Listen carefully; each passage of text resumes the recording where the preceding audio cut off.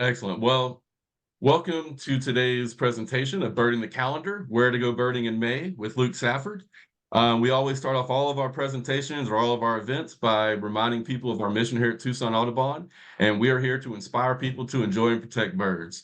And we are firm believers that if you get out in the community, you go to some of our wonderful urban parks, some of our surrounding sky islands, and you see the beautiful birds we have, you can't help but care about them. You're going to want to protect them into the future. So that's why we do a lot of the events that we do. And so today's presenter is going to be Luke Safford. For those of you who don't know, Luke is the Director of Engagement here at Tucson Audubon. Incredible birder, been all over the area, knows a ton of stuff. And so I can't wait to hear what he's got in store for us. And with that, I'm going to go ahead and turn it over to you, Luke. Right on. Thanks, Danito. Good to see a lot of you. It's always fun to do one of these virtual events. Takes me back in time when we used to do 30 of these a month. And but yeah, just great to see all of you. May is one of my favorite months to go birding. And the number one bird that I think of when it comes to May is tropical kingbirds.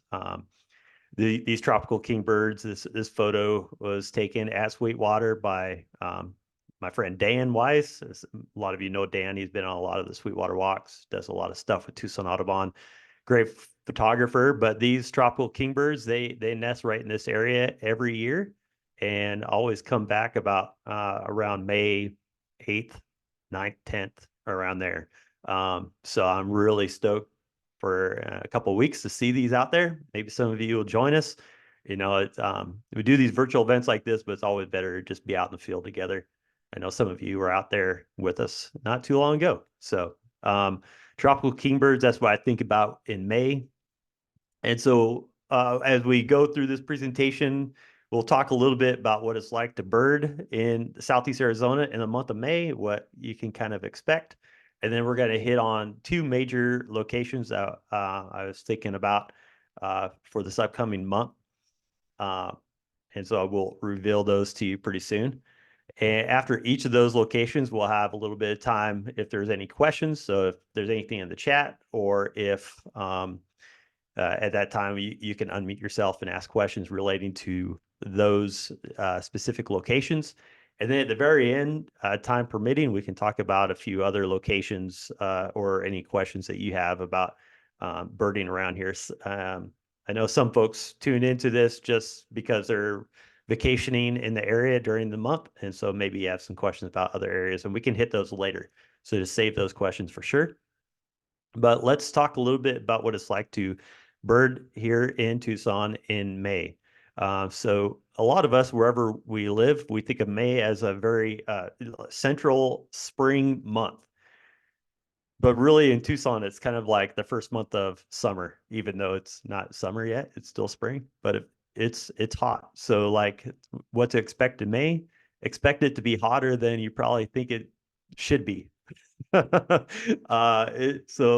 it's in this list of things here, it's right in the central location, the third one down. Temps are getting hot, and it's kind of put it there because that's centrally like what we should be thinking about. So if you go birding around in May, like if you come to Sweetwater walks, we start very early. We start at 6 o'clock at Sweetwater in May because it is warm and because the sun comes up so early. People always ask me, what's the best time to go out and look for birds? It's in the morning, especially during this time of year. That's when you get most of your activity. In fact, just the other day, had to leave the house early to go somewhere, and it just wasn't quite light out. And still, there was mockingbirds singing, thrashers singing, house finches. I was seeing Gila woodpeckers move back and forth even before it got all the way light. So, like, bird movement starts early this time of year. So just be aware of that. What else to expect in May is we still have some spring migration coming through, especially at the first part of May. It's still pretty heavy spring migration for birds.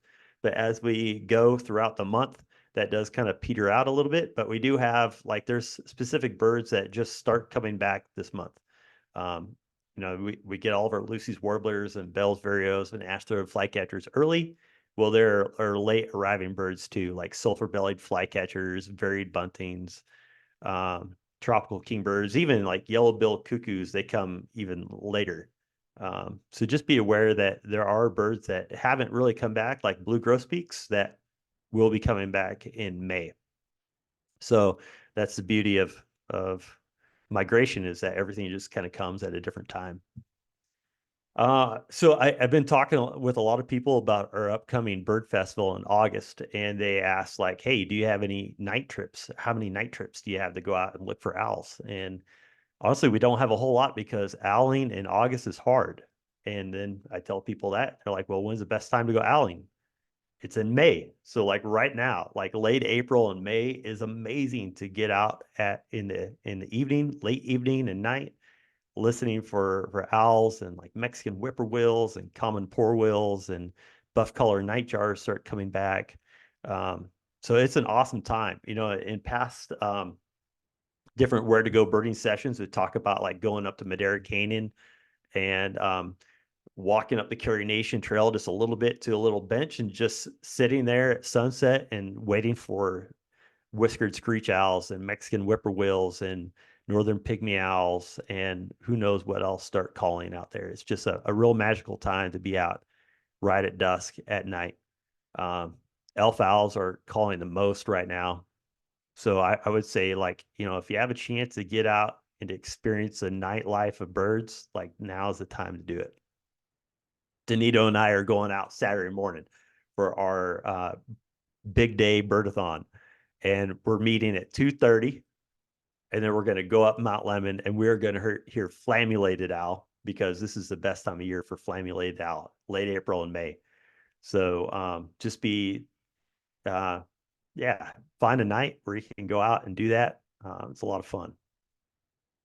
So along with birding early, getting up to higher elevation is always a key thing during these hotter months. May through September really is birding early or going up to higher elevation. And the higher elevation areas, like one of them that we're going to talk about today, are really not as I guess good. I'll put good in quotations because it's always good. But those higher elevations are not as good in the winter.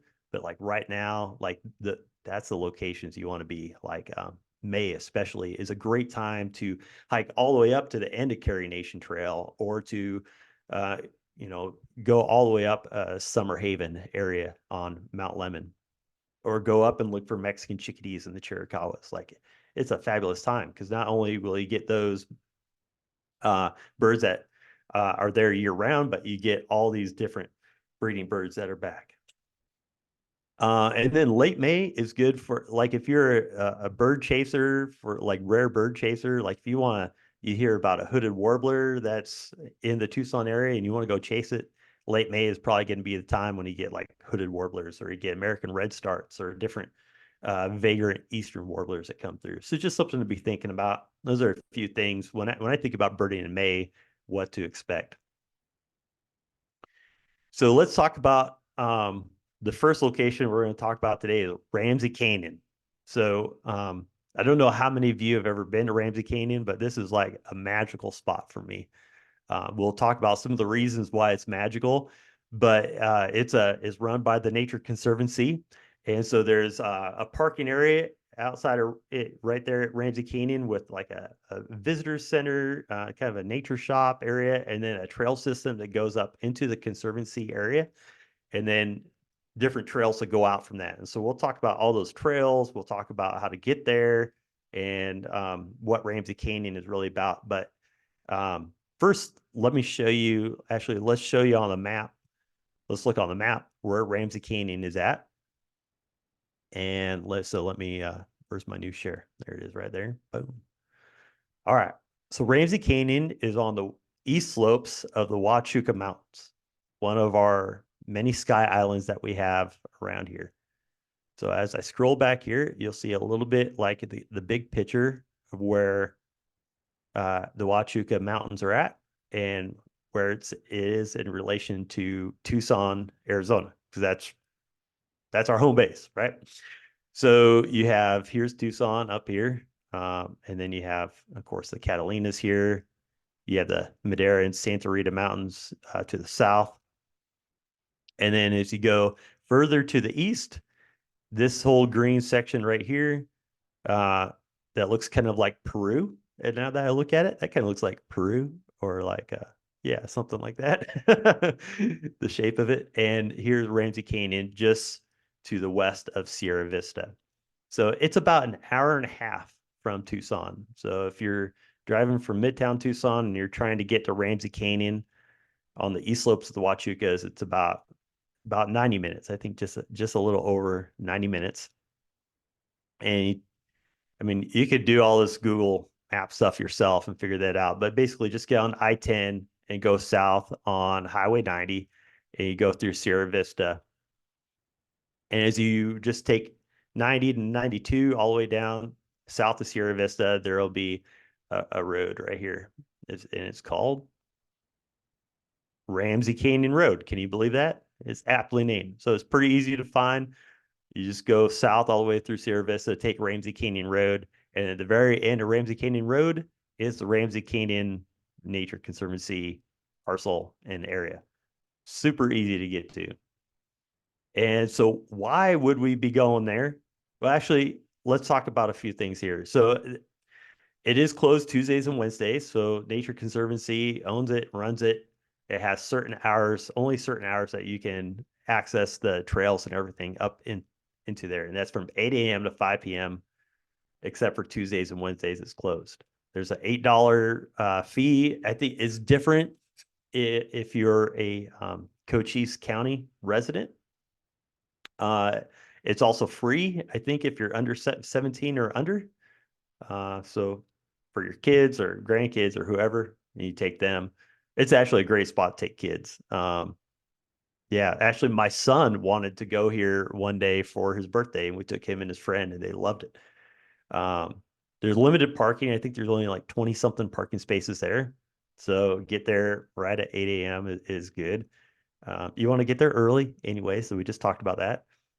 So let's talk a little bit about the bird life and walking the trails around Ramsey Canyon. So there's been 179 species recorded there from eBird in the month of May.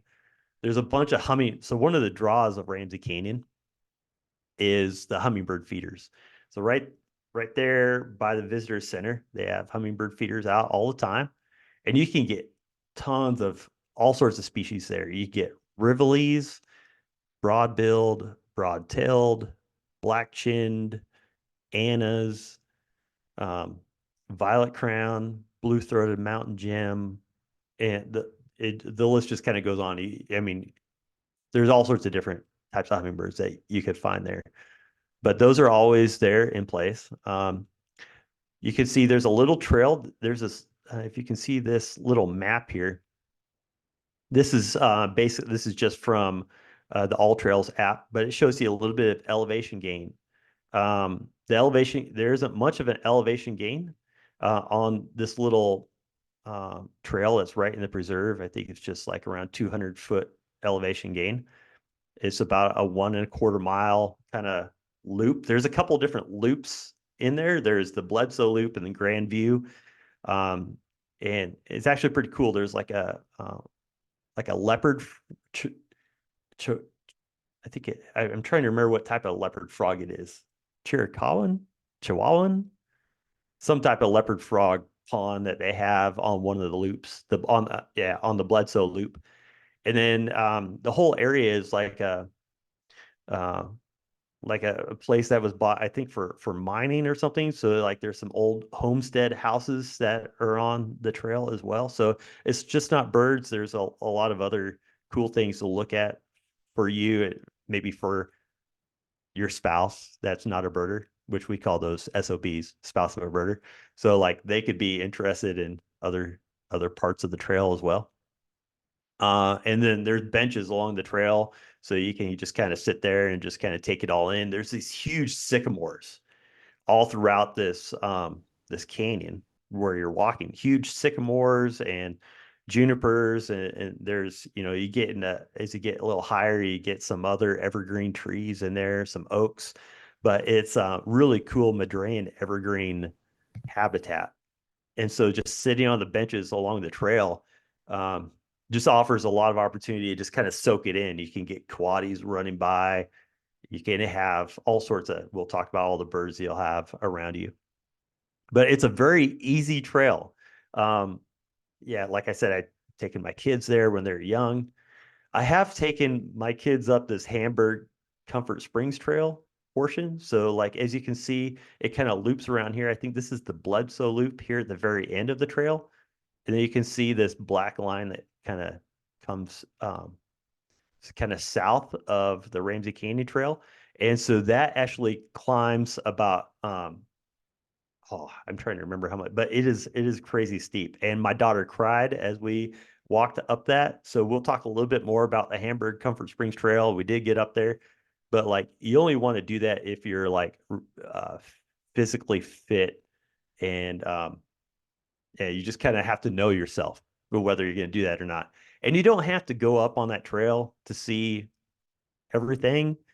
We always think we have to go as far as we can to like get all the good stuff. But really, just this 1.25 mile trail system there at the preserve is plenty good for those of us who just want to get up there, not have tons of people around. I mean, you only have limited parking, and you only have like some limitations to it. So it's never like really truly crowded.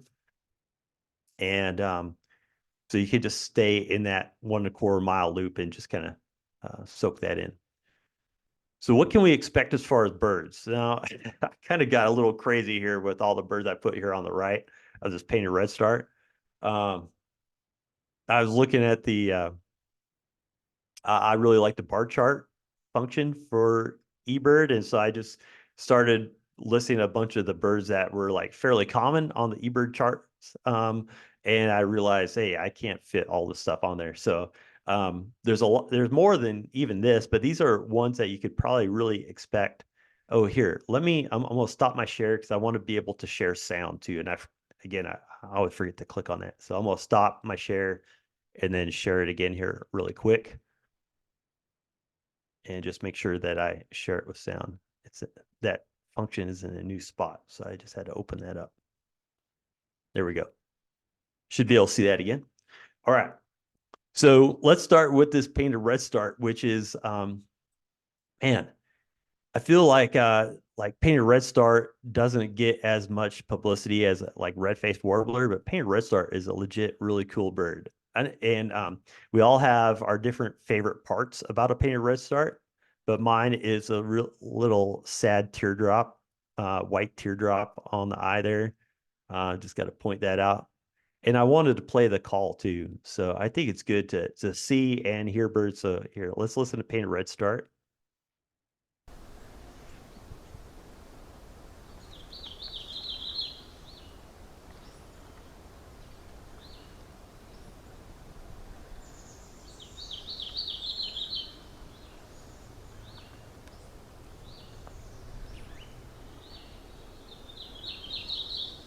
All right. Some of us have better ears than others. I have pretty bad ears. I could catch that a little bit. I catch that enough to where I could enjoy it. So that's why I wanted to share it with you. But look at, I mean, I'm not just gonna go through and read all these different birds that you could see at Ramsey Canyon, but what I want us to process a little bit together is this Madrean evergreen sycamore lined uh, canyon with these big trees. You can go back to this picture right here. It doesn't really show it as much, but you can see a little bit here in the top right, just like you can see these oaks up here and then a little bit of a big sycamore here. I should have put another sycamore picture in here, but huge sycamore. So you're looking up into these awesome looking trees, which are actually, this would be a good spot to go in the fall too. So like October, because you get so many sycamores in there and the color is amazing. But think through the different birds that are uh, inclined to that habitat. So, like sulphur-bellied flycatchers coming back, they nest in sycamore, like cavities in the sycamore. So that's why they're really drawn to this area. Now, sulphur-bellied flycatchers come a little bit later, as we are talking about. So, like if you go up there tomorrow, you will not see a sulphur-bellied flycatcher. You'd have to wait till around May 15th or even a little later. So just be aware of that. But then we have some different warblers that are really drawn to, as they migrate through and coming through this area. So like the first part of May, you're going to get a lot of Townsend's warblers working through there. But anytime during May, you'll get plenty and plenty of dusky cap flycatchers, western wood peewees. You'll have yellow-eyed juncos and spotted towhees, kind of at ground level. And then you'll get the painted redstarts and tanagers up high. This is actually a really good spot for tanagers. And I put down here at the bottom the tanager trifecta. And honestly, you could almost there's been 4 different tanagers recorded here. The trifecta though is of course a summer tanager, western tanager, and hepatic. So all 3 will breed right around in there. You probably mostly get hepatic. You'll get western a lot during migration, and they probably breed just kind of like the higher portions, the areas that have more of the like evergreen type trees. And then summer tanager will be just kind of like on the lower end, mostly in the sycamores, and then a little lower. But this has been a really good area, possibly for flame colored tanager. So we'll talk about that a little bit later as you go up that Hamburg Trail. That could be a good spot for if there's any sort of weird flame colored tanager hanging around. But here, right in this portion that we're talking about, you usually get white-throated swifts flying up above with violet-green swallows because there's big cliffs. Like as you get right there in the parking area and you look off to your left, you have kind of like, if you've ever been up Carr Canyon, which is the canyon just south of it, there's the road goes really high up, and then there's like a Reef Townsite campground, and then there's Ramsey Canyon or Ramsey Vista campground, and there's big cliffs right there. And so you're actually kind of looking up at where those campgrounds are at off of Carr Canyon with these big cliffs. And so that's why you have the swifts and the swallows all flying around up there. And then probably as you pull up into the parking lot, you'll get acorn woodpeckers and Mexican jays, just Columbia's vireo, just like singing all around you. All 3 of those birds are like common there throughout the whole year. But lots of good stuff. Probably the birds that stick out the most to me when I'm up there are, especially this time of year in May, are all of the flycatchers. Yeah, Southeast Arizona is pretty amazing for flycatchers. Every kind of area kind of has a specialty, whether it's like shorebirds in San Diego in the winter, or whether it's like wading birds in Florida. But flycatchers in Southeast Arizona, like that's a specialty of ours, especially later in migration and breeding season. So this right here, this is a greater peewee. Greater peewees every once in a while. Well, most winters now we've been having one winter at Reed Park right here in Tucson. But during the breeding season, they all like that one, and then all the others that come up from Mexico and Central America, they breed higher elevation like this place in Ramsey Canyon. So like Ramsey Canyon or Rose Canyon Lake or higher elevation in Madera Canyon. Those are all great spots for greater peewee, which has one of the coolest songs you'll ever hear from a flycatcher. So we're going to play that right here. Listen for it kind of goes, Santa Maria is what it's saying. So listen for it here.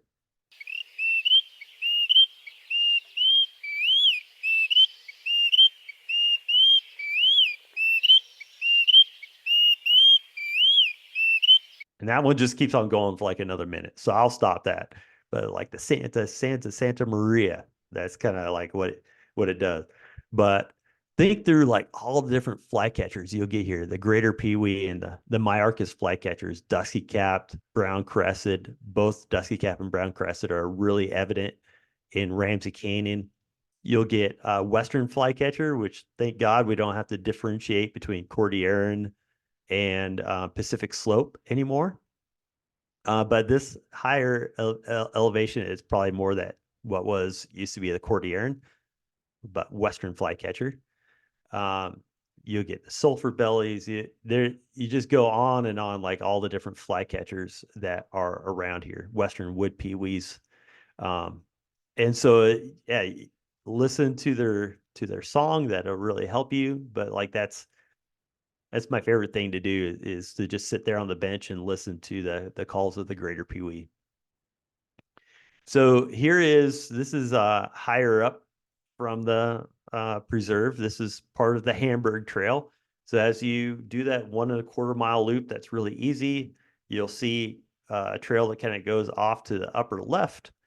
That's the Hamburg Trail. And this is kind of up near the top. There's like this big rock cairn up there that I took a picture of one time. But it gives you a little idea of the habitat. You can see like the kind of Douglas fir right here. You get out of a lot of that sycamore, and you get up into more a mix of that Madrean evergreen of Douglas fir, oak, maple type of stuff like that. I think this is maple here. And but this trail is amazing. I remember, and like I said, I did take my family up there one time. And while my daughter did cry, she got over it. And we went a little bit further. It had one of my most amazing experiences ever of birding in Southeast Arizona. I had elegant trogons, and there are elegant trogons down in the preserve area too. I had an elegant trogon just on the left side of the trail of us, the four of us. I had an elegant trogon right there, and it was calling. And then we had a red-faced warbler like right in front of us on the trail, just like hanging over on some limb over the trail. And then over on the right, there was a tufted flycatcher that was the whole reason why I drugged my family up there, is because I wanted to see this tufted flycatcher. And it was down kind of in this little creek bed area that the trail follows, and just flitting around there. So I had like these three amazing birds all around us, and even like my whole family was pretty excited. It was a really neat experience. But every time I've walked up this trail has been totally worth it. Just know it is super steep, but May and June especially are the times to go up and do it at this high of elevation. I've been up there during the monsoon season too, but you just don't want to get caught up there during a monsoon. So you got to be really careful about that. But if there's going to be like rare flame-colored tanagers or rare tufted flycatchers, like that very well could be the spot where they're going to be. Here's flame-colored tanager right here, and here's tufted flycatcher. Yeah, so the Hamburg Trail kind of turns into Comfort Springs Trail, and it's I think it's a 7.5 mile out and back, I believe is what it is.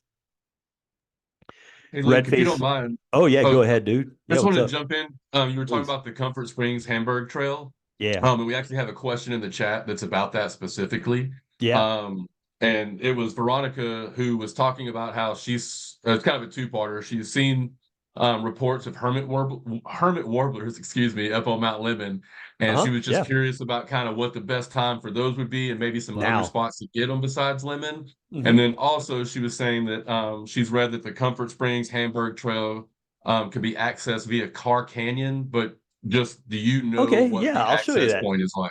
All right, cool. Yeah. All good stuff. So hermit warblers, you can see, you should be able to see in that preserve section of Ramsey Canyon as well. So anything like, I mean, hermit warblers during migration can go through at any elevation. So like, I didn't see it at Sweetwater last Wednesday, but someone I know had hermit warbler there at Sweetwater last Wednesday. So this is the time of year when you can get those even coming through your yard, possibly. But most of the time they do like a certain elevation from like where the oaks, kind of oak juniper habitat, up to the very top. Hermit warblers will go through there, and they breed in evergreen forest, so they're drawn to that higher elevation evergreen type. Like a lot of them breed uh, I believe, like Sierra Nevadas, Cascades, mountain range along the Pacific coast, kind of up there. Um, and so like that's the type of habitat they like. And then they start coming back through fall migration, really like about time of the festival.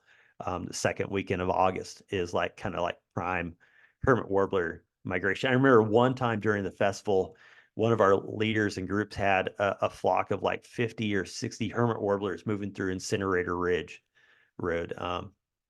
So anywhere in that kind of elevation is really good for both for hermits, both in spring and fall migration. Um, so that's a hermit. So yes, let me go share. Let's look at this. I'll look at the map and I'll show you a little bit of the, let me go to layers here. Okay, here's the preserve. Sierra Vista is right up here to the northeast of the preserve. You can see here's Carr Canyon. This campground right here is Reef Townsite Campground.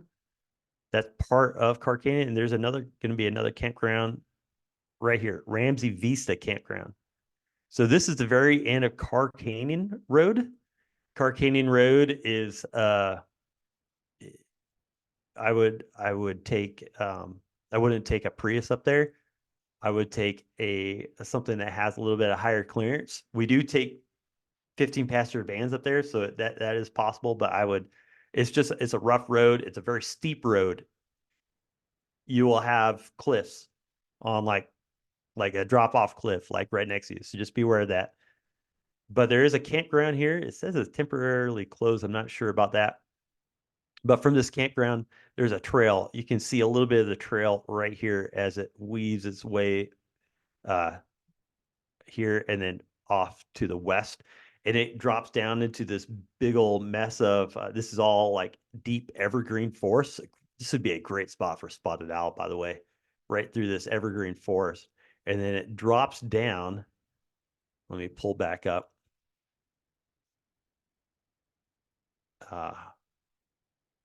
Okay, here's the preserve right here, right?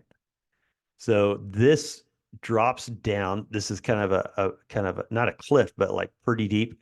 This is the drainage right there. If you can see my arrow kind of moving back and forth, this is the whole drainage. The preserve is basically just right here. And then the Hamburg Trail goes up and then drops back down into this drainage.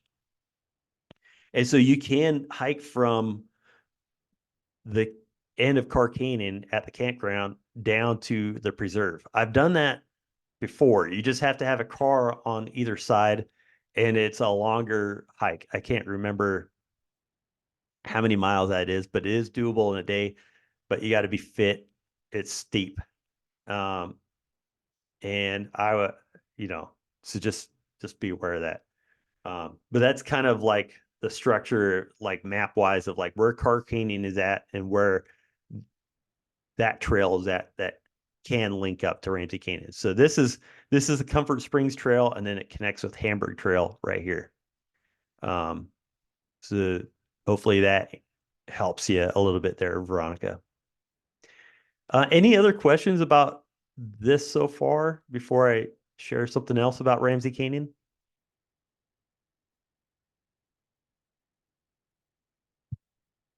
All right. So we're not done with Ramsey Canyon by any means. Let's move on from that nasty hike into something a little bit better. Oh, well, this might be a little nasty too for some of you. There's a lot of black-tailed rattlesnakes in this area. Like all the black-tailed rattlesnakes I've ever seen in my life have all been on that Hamburg Comfort Springs Trail, which is so awesome. And they're right there in the preserve too. I've had them there at the preserve. And they're beautiful. This is a bad picture. I was a little shaky when I took it. But it's like yellow and black. It's an amazing looking rattlesnake. So if you like that, just beware. This is the less nasty thing. So you may be wondering, like, why am I showing you this pie right here? Well, the Ramsey Canyon Inn, which is right next to the preserve, is an awesome spot to stay. I love going there with my wife. I've taken her there on a getaway. It's one of the best spots to stay, and they have the best pie. Now, this isn't their exact pie. I just took this off the internet, but this is a blueberry and goat cheese pie. The goat cheese part sounds horrible, but it's actually really, really good. I got over my fear of goat cheese and had this blueberry goat cheese pie from the Ramsey Canyon Inn. It was just heavenly. It was so good. So like you got to stop in there, maybe stay the night there. If you stay the night there, they have feeders there. They also have a photography blind, and you can just sit out and listen to the owls. You can get flammulated owl, whiskered screech owl, elf owl, like all that kind of stuff there. Mexican whippoorwill for sure. But if you have a chance to try out their pie, you need to do it. And now remember, you can't get to the preserve until 8 a.m. So what do you like? If you're like me, hey, that's wasting like 2 hours, maybe 2.5 hours of birding. Like, what am I going to do? Just below the preserve, before you climb up the mountain into the sycamores, is you have this place called Brown Canyon Ranch. And so it's operated by Coronado National Forest. There's a little old ranch house there that you can kind of go in and visit. But even better than that is there's a little pond there that's surrounded by a bunch of mesquite trees and a couple cottonwoods. And it's a great spot to start before you go into the preserve. It's a little drier habitat, lower elevation, so you get a whole different suite of birds. You don't get ash-throated flycatcher up there at the preserve, but you'll get ash-throated here. That way you can get the Myarchus trifecta. All right. So you get all three of those if you start here. You'll get Lucy's warbler. You could get things like Canyon towhee. Can be a good spot for Montezuma quail. You can get all common yellowthroats, lark sparrows, brewer sparrow. You get all sorts of stuff kind of right at Brown Canyon Ranch. And so let me show you exactly where Brown Canyon Ranch is. Let's go back up to Ramsey Canyon Preserve. And so before you get all the way up, let's see. Let's just type it in. Brown Canyon Ranch. There it is. So this is the end of the Brown Canyon Ranch Road. You just take the Ramsey Canyon. This is the Ramsey Canyon Road, and you can kind of see what it looks like. And this is a gravel road that comes out here along Brown Canyon Ranch. Bunch of mesquites and oaks, mostly oaks here on the west side of the road, and then just kind of open grasslands on the right. So in the open grasslands, you'll get Chihuahua and meadowlark. And then on the other side, you'll get your Canyon towhees and your ash-throated flycatchers. And you just go down, you can see here's the house and a little parking lot and the pond. And there's a trail system around here. You can go way out here if you want, or you can just kind of stick around the pond and the ranch. Whoop. Or you can walk. There's a trail that actually starts from here that goes all the way up into the preserve. So there's one thing you could do is like you could start there at Brown Canyon Ranch, and then you can hike all the way up here to the preserve. So that's an option as well. You just start lower elevation, just know it's going to be hotter there than it is underneath the shade of the sycamores. So you got to stop at Brown Canyon Ranch, either there on the way in or on the way back, just to check it out. It's a pretty cool area. You can see it's right on the edge of all of kind of urban Sierra Vista, but yeah, getting Pyrrhuxia and cardinals and stuff right through here you won't get Pyrrhuxia and cardinal up at the preserve. So that way you can just kind of add a whole different suite of birds to your Ramsey Canyon experience. All right, so before we go into our next location, are there any other questions? Yeah, we have a couple of questions before we move on from kind of Ramsey Canyon. Real quick, so just before we move on, Paula was asking, I think you had one earlier, but could you show a picture of a hermit warbler? I know you talked about it quite a bit, and so I don't know if you had one in your presentation or if you could pull one up real quick to show people what a hermit warbler. Sorry about Sorry, that. I muted you. I meant to unmute myself and then I muted you. Yeah, Yeah. for sure. I got eBird pulled up. And let's go to one of our favorite functions, explore species. Hermit warbler has the coolest looking yellow face on a black and white body. Look at that. Oh man, that yellow face just like hits you, doesn't it? So that's the male. And then, of course, there's the female, which still has a sweet yellow face there, just not as drastic. Yes, the males always have to be more drastic, don't they? So there we go. There you go, Paula. Wonderful. Another question for Veronica is you had mentioned Incinerator Ridge. When you go up there, do you just stick to the road or do you actually hike the trail? I just do the road. I park out. I don't even drive on the road. I park right where the pavement is kind of it's kind of like a little area there, right along the highway where you can park. And then I just walk the road to the end. It's not a very long road. So that's what I do. If I drive down there, I'm gonna miss stuff. So I just walk it. Very cool. And then Greg has a question kind of about the Huachucas in general. So since Ramsey, Carr, Miller, and Garden Canyons are all on the east side of the Huachucas and presumably at similar altitudes, are they really all that different from each other? And if so, how? Yeah. So the ones that I'm not as familiar with the ones that are on the Fort Huachuca. So that's one difference there as far as access. Garden Canyon, for example, I think also Sawmill, She Light Canyon. Those are all on the fort, which I haven't been on before, but they do have very similar habitat to Ramsey Canyon. So you would have a lot of overlap there. Um, Carr Canyon, the difference between Carr Canyon and Ramsey is that Carr Canyon, the road it's a much longer road that goes up there, and you get some of the same birds, but you have a different way to access it. Although the road is bad. And then it's also, because there's a road up there, there are more people up there as well. And not a whole lot. It's a little bit different experience going to the preserve. Um, there's also feeders at the preserve that you don't really, well, at the base of Carr Canyon, there is kind of like a little visitor center where they have some feeders, but they aren't as high elevation as the ones at Ramsey. So the ones at Ramsey get a little bit different, I believe. A better chance for violet crown hummingbird there at the Ramsey Canyon. A little bit more water there than there is on the Carr Canyon side as well. And then as you go further down, like Miller, I haven't done as much in Miller, but Beatty's Guest Ranch is there. So that's a really famous hummingbird spot. Like that's what Miller Canyon is really known for.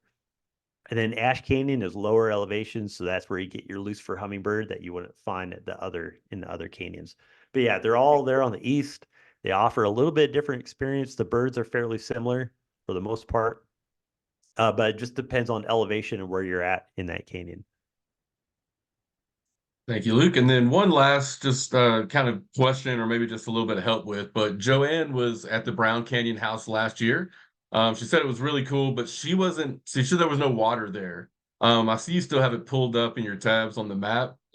Is there any way for you to maybe point out where the water could be found so if people go out there, they don't miss it? Assuming the pond is still there, I actually haven't been there for maybe 2 years, but I couldn't see why the pond wouldn't be there anymore. So, like, okay, I think you can see my map. And let's zero in here on Brown Canyon Ranch. This right here is the pond, right next to the ranch house. You have the parking lot, and then you have the ranch house, and then just on the north side of it is the big pond. Uh, I'm just going like normally ponds don't just disappear, but you never know with our water situation, like what's going on or like why the water is there to begin with, with the ranch. Um, but should be right next to the house. All right, yeah, Joanne says it was not a pond last year, so Whoa. All right. Well, uh, I'll be honest, like as much as I love Ramsey Canyon, I mean, it's 90 minutes away. I haven't, I've been busy, I guess. I haven't been there in 2 years. I'm due to go there. All right. Now I need to go there and, check on that water situation. How weird is that? That's all we've got in the Okay. questions so far. All right. I'm going to go back to, so let's go a little bit closer to home, a place where I have been in the past 2 years. Hey, so let me just say this is that with how many of these where to go birding things that we've done, it's harder and harder for me to find places I haven't talked about. And it just really reminds me that I'm sorry guys, I'm a creature of habit. I go to the same places almost all the time. I love like I mean, y'all know I go to Sweetwater a lot, but I have my go-to spots, and unless you want to hear me talk about Patagonia every month or the Danza Trail, it's just super easy to get to, and I just get in a rut. So, but I have been here. This is a place that is new to us, kind of. It's new and old at the same time, and been getting a lot of questions about, hey, there's a new park next to Sweetwater Wetlands, but I can't figure out if it's open or how to access it or like what's this new place all about? Like who owns it? So this is the new park is called Agua Nueva Park. It's run by Pima County. It's Sweetwater's neighbor. I'll pull up the map. So the bird that sticks out in my mind the most when I think of Agua Nueva Park is this guy, hooded oriole. And this hooded oriole that Tom got a picture of is right on a palm frond. There's some palms around the little pond there that I know there's a pond at this place. I know there's water in it because I was there yesterday. And there's hooded orioles just like right there. Like every time I'm walking Sweetwater Wetlands and I get to that northwest portion and I look out towards Agua Nueva Park this time of year, I look for hooded orioles and they're nesting over there. So let me show you exactly where Agua Nueva Park is at. Let's go back here. Let's go back to a different layer. Let's turn that off and let's get away from Sierra Vista and let's go to Tucson. So here's Tucson. And of course, most of us know where Sweetwater is at, which is right here in the Flowing Wells area. So you can see here Sweetwater, this green section, where these two ponds are at right here. And see, it's not really even up as a park yet on Google Maps, but this is Agua Nueva Park. Let's switch to the satellite view. All right, so these two ponds, very well known to any of us who have done Sweetwater because we're on the Sweetwater Trail here, and we look out over here and we look for the hooded orioles, we look for great horned owl, we look for Say's phoebe, and we see tons of vermilion flycatchers here. This whole area, owned by Pima County, used to be the wastewater treatment plant. And so that's also kind of been moved a little further north. And so this section from right this road right here all the way this whole corner is now a park that you can walk through. And there's a parking lot here. But the problem is that this parking lot right here is not open for parking yet, which makes it like, and then there's a sign that says, kind of don't it doesn't say don't enter, but it basically says, like don't drive past here. So how do we access this? Well, we access it by parking over here at Sweetwater Wetlands for now, and just walking up the road and walking into the park. So it's about 0.32 miles. That's what as I walked it, I put on my eBird thing, and it was 0.32 to right here. So it's not that far, and you can kind of bird this area as you walk up. I walked it like at 10:30, 11 o'clock yesterday, and wasn't even really birding. I was mostly just taking pictures of stuff and 25 species. And that was 10:30, 11 o'clock when it was pretty hot yesterday. So things weren't really moving too much. But right when I got up to this point right there, I was looking out over this edge of this pond, and there's a whole bunch of wild tobacco growing there right now. It's like these cool looking plants with yellow flowers on it. And there are hooded orioles right there in the wild tobacco, which is really awesome. Just watching them for a while. Let me go back to here. All right. So where to park? You park at the Sweetwater Wetlands uh, little parking area, and you walk up the road and you get to this right here, Agua Nueva Park. They got a beautiful, beautiful sign with the gate. And I haven't been able to figure out why the gate is closed, why we can't park up in there. So I don't have any answers for that. But you can see there's another really nice blue sign over here that has all the park rules and everything. That it's all connected with the loop bike trail. You can come right off the loop bike trail and come into the park. So it's all open. There was people, Pima County folks working out there while I was there, and I talked to them a little bit. It's all open. They didn't give me any answers for anything, but you can see park open dawn to dusk. So you can just walk in there. There's a little opening over here where you can kind of walk through. You can kind of let me move my video screens there, but you can see what right here on the right, there's a little opening where you can just walk through there. And then there's pathways around the ponds that you can walk. And then the bike trail and loop kind of comes over here a little bit further beyond the ponds. Super easy. You get to, so I guess here's the road looking up from the Sweetwater Wetlands parking area. You can see there's a car that's driving up the road to that park right there, kind of circling it with my arrow. Danito, you see that car right there? Yes, I do. Yeah, guess what happened to that? Guess what that car did right after I took this picture? It got locked in. No, it had to turn around. Had to turn around. You see Okay. this yellow car over here? It's Yeah. turning around because they're trying to get to that Agua Nueva Park, and it's not signed very well that you can't park down there. So just I don't want any of you to have to drive down there and then turn around and waste your time, waste your 5 minutes doing that. So you just walk up And, the trail. Yeah, go ahead. well, and to piggyback off of that, because there are times, as Luke said, because it is a bit of a new park, pretty often there will be Pima County people in there working or doing different things. And so there will be times where those gates are open. And I've seen people drive in and even driving to the parking lot. And I'll just tell you, the Pima County guys don't put a whole lot of effort into tracking people down before they lock those gates. So just be very, very mindful of where you're parking. And like Luke said, just until it's very clear that that lot's open, I would just park down at Sweetwater and take your time walking down. Because like I said, I've seen people get very close to get locked in. Actually, in the chat, Joanne says she almost got locked in at one point.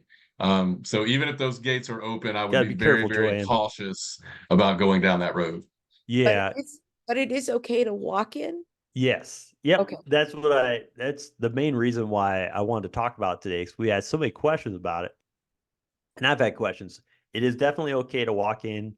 You can see these no parking signs along the edge of the road too. Like I think that just kind of I wouldn't even park down there.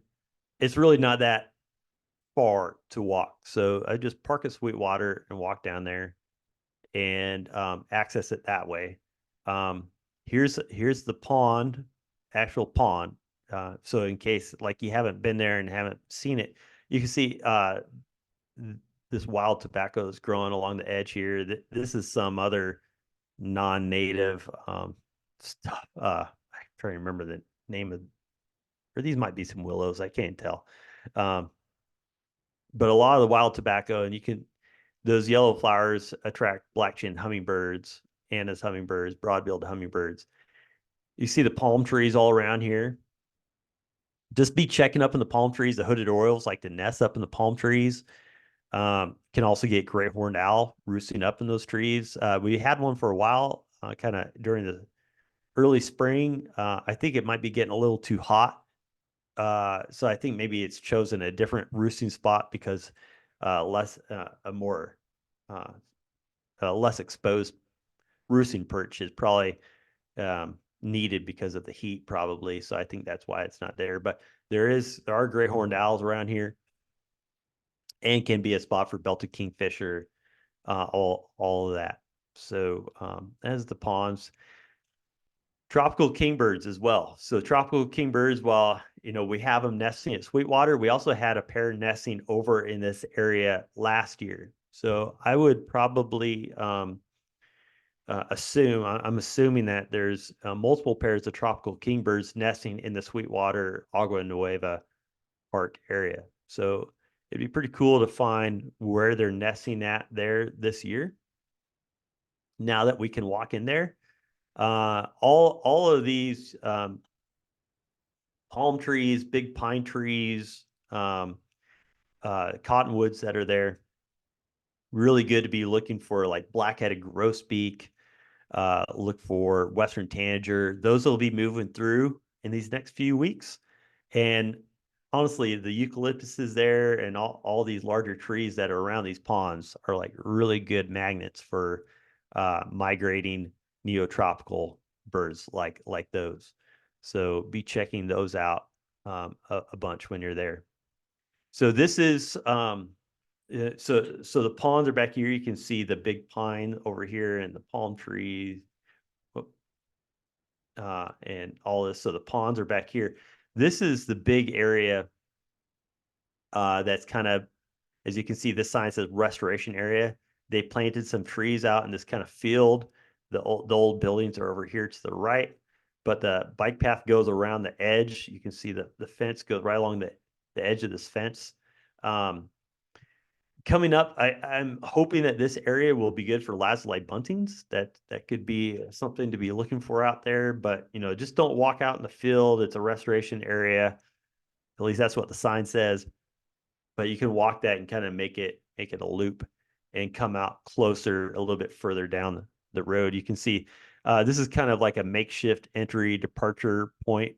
Right there, there's a road that used to go into the old wastewater treatment area. That's kind of where the bike trail kind of goes through now. But there's like there's a big globe mallow and stop sign that's like right here where you can kind of walk through there. So feel free to do that. I did that while I was there.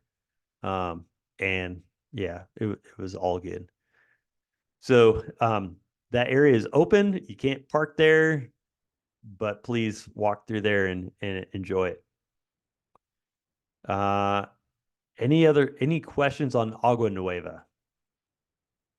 Just about the general area. Veronica Yeah. was wondering, just kind of what the latest that you've heard about car break-ins at Sweetwater.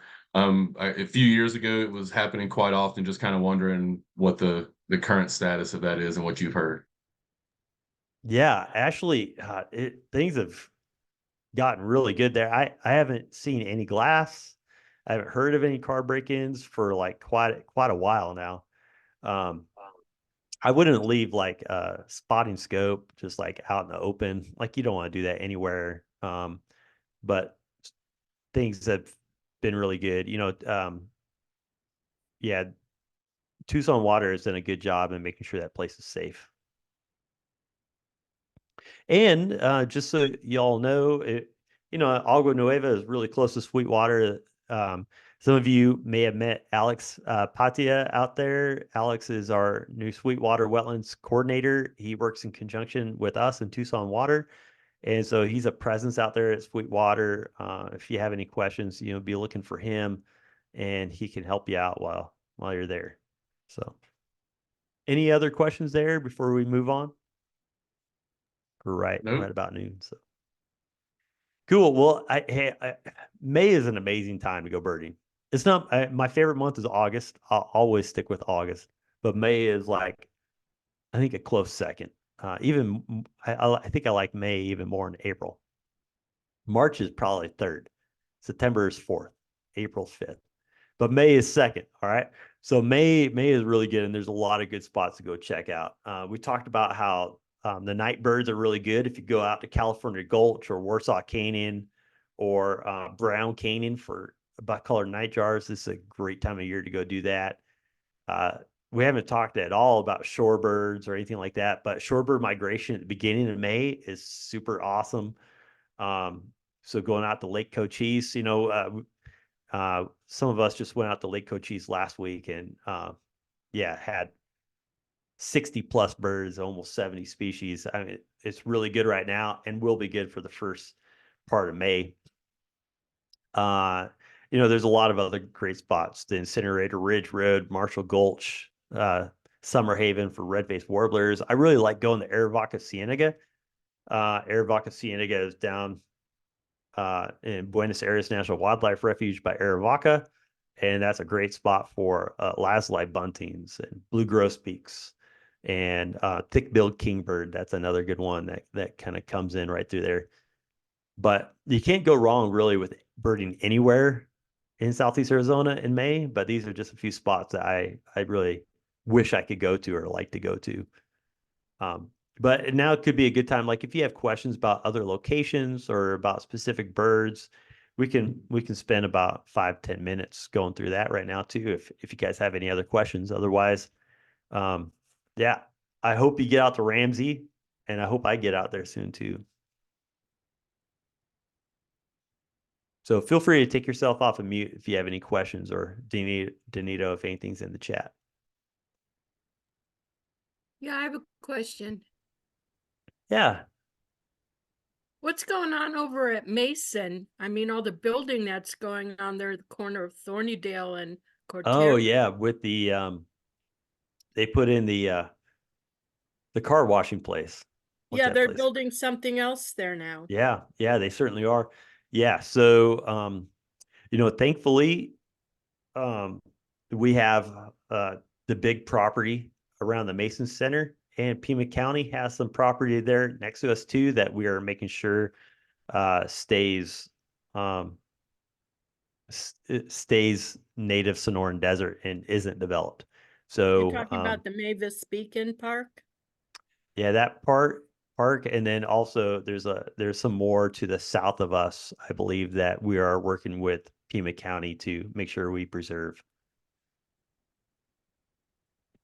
Yeah, there is a lot of habitat that was destroyed there to put in the Mr. Car Wash, unfortunately, and some other things going in there. But yeah, that's right. That's our neighbor. So, but you can still enjoy purple martins when they come back. That's another really late arriving bird. We'll start getting those in June. There at the Mason Center. So, Thank you. Yeah. Luke, Yeah. I'm assuming from your comment that my lark sparrow is simply passing through. He's not Yeah, gonna hang out probably. with me.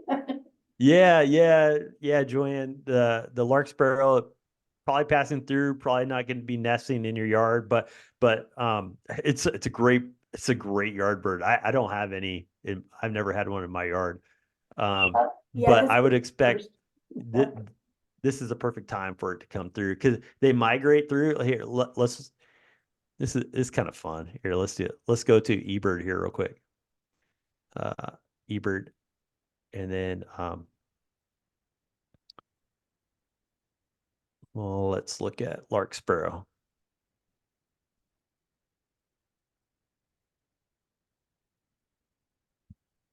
Let's see. How do I actually here? I'm gonna go to something else. Yeah, go to the science tab and do it that way. Oh, the science tab? Yeah, watch. Go to the science tab. Where's this? Everybody can do this. It's a really cool feature right. too. So go to the science tab. Go down to the right. Oh, go back up a little bit. One more right there to the eBird status and trends on the left. Now go ahead and type it in right there. Thanks, dude. And now what you want to do is hit on top where it says abundance, click weekly. There you go. And now you want to press play on the graphic. Let me get in here a little bit more. There you go.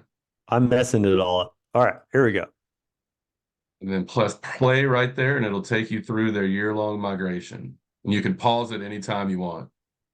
See how they breed, they like in the Great Basin area. So like in the plains, they winter here, and then you can see how much winter down here all the way in like Mexico, and then they move up into the plains and like the plateau, all the way up to eastern Washington, to barely into Canada. Wait, get down. Get down. Oh, All right, we're good. yeah. All right. It sounded like a cat maybe got up on something. Yeah. Yeah. But that's pretty cool. So yeah, so let's stop it right there. This is kind of end of April a little bit, April 19th, kind of maybe about the same time that it came through your place, Joanne. And then if we just hit play and like stop Actually, it in, huh? Here, I was gonna say, hit pause again, and then go to the right, and you can see those arrows to Oh, there you go. You can go yeah. week by week. All right. So here's like, actually, let's go to July 12th. So you can see the abundance a lot is dropped a lot here in Southeast Arizona. But then if you go back to April, oh, come on. What's it doing? Okay, we go. there's our abundance. April right there. See how purple it is? The purple more abundant. So Sorry about that. My 24-pound cat jumped on me. that's a huge cat. Yeah. Is that like a Maine Coon or something? No, he's just fat. Hey, I got one of those too. No problem. No problem. Any last questions here? Yeah, one last question from Veronica. Do you have any updates? It's a little bit off topic, she says, but do you have any updates on Highway 11 and kind of what the status is of that? No. Okay. Yeah. No. Cool. All right. Well, hey, thank you guys. It's always fun talking about, I guess, different places that I need to get to go birding into. I know Ramsey Canyon is amazing in May. And now I need to go check out that pond. That's really got me flustered a little bit. Joanne says no pond there at Brown Canyon Ranch anymore. What a loss that would be.